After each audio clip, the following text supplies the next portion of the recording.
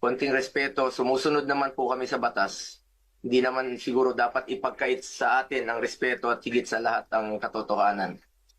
Sa totoo lamang po, ilang beses na po nagsinungaling si now Brigadier General Jean Pardo. Sana po, ma'am,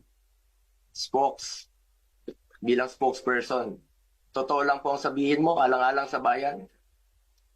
Your duty is to be loyal to our flag and to our country. Minahal namin kayo ni dating Pangulong Duterte. Sana, konting respeto lamang po. Kung nagawa niyo yan sa akin, magsinungaling, mas nagagawa niyo po yan sa ibang tao. Respeto lamang sana. Gaya ng pagrespeto at pagmamahal namin sa uniform personnel. Pangalawang beses na po ito na hindi ka sumagot ng totoo. Sa interview mo, sinabi mo nagpupunas lang ng pawis ang ilang pulis na nakuna ng video na umiiyak habang inaaresto si Pangulong Duterte.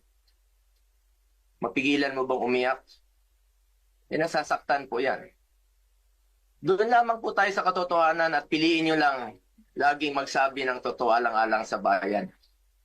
We must always entrust our loyalty to the Filipinos, to our flag, and to our country. Diyan naman po parating sinasabi ni dating Pangulong Duterte sa inyo. Just be loyal to our country and to our flag.